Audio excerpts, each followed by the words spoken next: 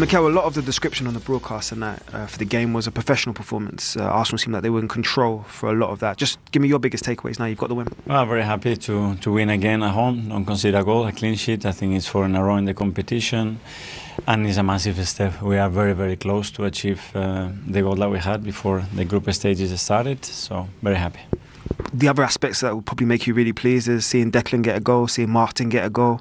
I've seen you overall talk about it has to be a collective in terms of this ambition for goals this year. Does that make you happy in terms of a manager? Yes, because we generated quite a lot as well. Declan especially, that missed a few big chances, and really good for Martin, his first goal, and he really needed that. You could tell the way he celebrated that he had that anger and that desire to do it. So overall, a really positive night. Declan's talking about that desire and that want from you to get in those positions, especially if he's going to play the 8. But he seemed disappointed that he almost didn't get 2 goals. Do you see that chance that he missed? Yeah, and especially because in the last few games as well, he had some big chances, and that's it. The more he's there, the more consistent he is in the positions with the quality that he has, he will score a lot of goals. And I'll bring back to the point, this time last year it was a turning point in the season. They had a Dubai break, and then after that it was an incredible run for Arsenal.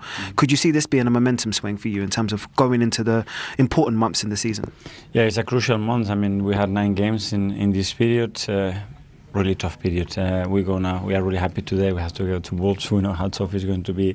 3 days later, Girona, then City. So go game by game. Make sure we recover. Have as many players as we possibly can, fit and in good spirit, and we go again. We do go again. I'll see you in the next one. Thank you. Top man. Appreciate you, Mikel.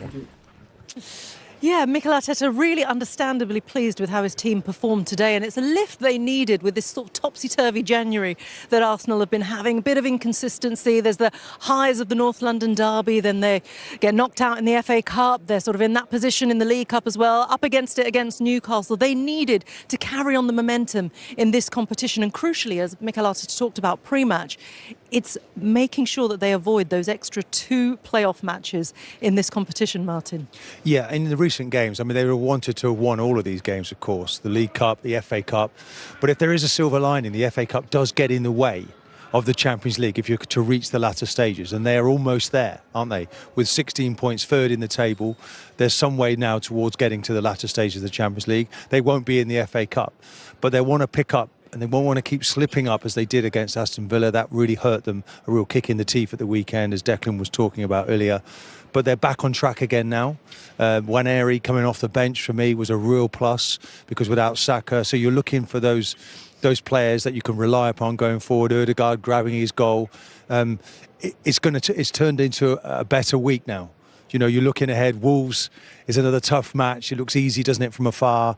There they are at the bottom of the table. But Arsenal need to win that game to keep it open, the Premier League. Otherwise, Liverpool start to romp away with it. Gresham, I'm trying my best to keep my smile in, because I've seen so much of Declan's career at every stage. And now to turn around and say, I've seen your first Champions League goal tonight. Just tell me how you're feeling. Did you almost miss it, by the way? I'm so annoyed, honestly, because I had the same position against Man United in the Cup and I missed, and then the same there. So, look, I'm getting in the right positions when I play 8. She scored a good goal in the first half, but I'm annoyed I didn't get a second. You know, that's where I've got to be a bit more clinical. But to get my first Champions League goal, I think it's been obviously taken me 2 seasons, but I'm so happy, and yeah, hopefully many more to come.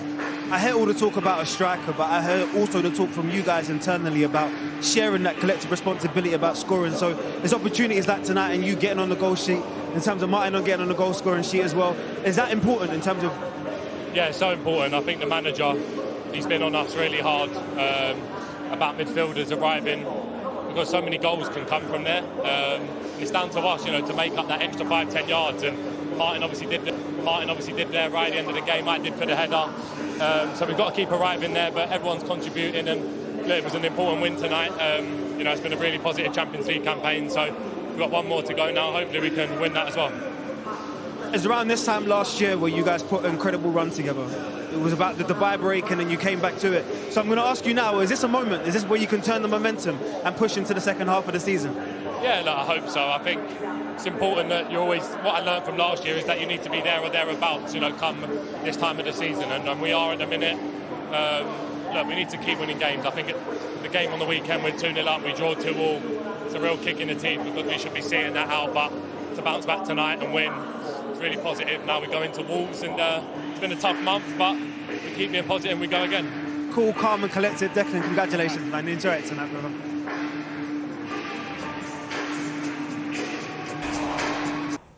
Right, we've got some breaking transfer news to bring you now. It concerns one of the stories of the window, Wolves' Matheus Cunha. As you can see, Chief Reporter Cavi Solokol joins me now. Cavi, Nottingham Forest and Matheus Cunha, what can you tell us? Well, Forest are ready to make a club record offer for the Wolves forward Matheus Cunha. Now, Forest are one of 5 Premier League clubs, including Arsenal, who are interested in signing the player. Now, my understanding of the situation is that an offer worth around £60 million could be enough to tempt Wolves to sell. But of course, Wolves' position is that the player is not for sale. They would like him to sign a new contract. His present deal runs out in the summer of 2027. Although we're being told at the moment it's unlikely that he would sign a new deal.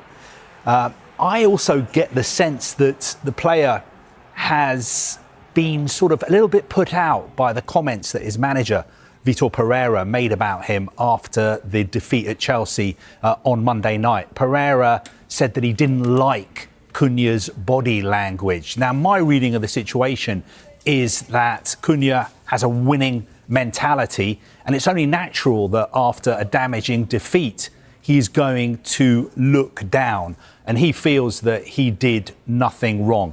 Another club who've been interested in signing him were Manchester City, who had him on a list of targets, but it looks like they've decided to sign Omar Marmoush from Eintracht Frankfurt instead. First of all, an update, Carve, on Napoli's pursuit of Manchester United's Alejandro Garnacho. Well, look, they had a second round of talks in Italy yesterday about signing Garnacho from Manchester United. The big problem is the valuation. Napoli believe he's worth between 50 and 55 million euros. Manchester United initially were asking for 75 million euros, which is around 63 million pounds. But I think now they would accept around 65 million euros, which is around 55 million pounds. So that is the magic figure. I think a lot of United supporters will be surprised by the fact that United are willing to sell Garnacho, but I think obviously if the price is right, they are willing to do that. Obviously, we know it's got a lot to do with financial fair play, PSR considerations, and the fact that Ruben Amorim needs to sell players before he can bring players in. Other clubs are interested in Garnacho as well. For instance, Chelsea are maintaining a watching brief. That phrase has just come to me. Which basically it means, I think Chelsea's position is if a deal is there to be done, if the player wants to come to Chelsea, if United are willing to sell him and the numbers make sense for us, then it's certainly something we would look at. And of course, there have been lots of reports that his agents were pictured at Stamford Bridge on Monday night watching the game between Chelsea and Wolves. I don't think they were invited to that game by the Chelsea owners. I think they just happened to be in London and fancied watching a Premier League game. Mikel Arteta is making it clear that he has his sights set on a key signing for Arsenal, with Benjamin Sesko at the top of the list. However, the club's commitment to its high standards in the transfer market may complicate a move this January.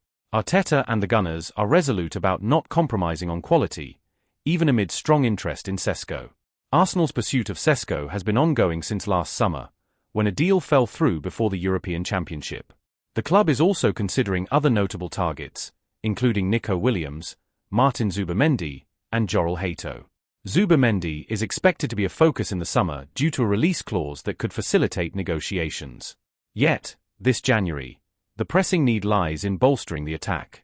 While Williams has been on the radar, his salary demands have posed a challenge, despite having a release clause like other La Liga players. Sesko, on the other hand, recently had his release clause removed after signing a new contract, making him a more complex target.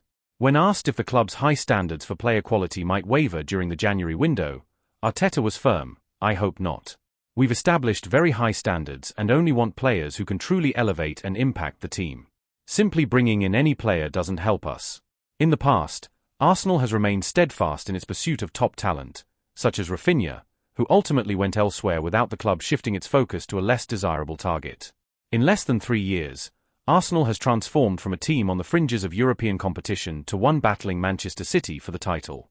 If Sesko or a similarly valued player isn't attainable this window, it's unlikely the club will allocate funds for an alternative that doesn't meet Arteta's high expectations.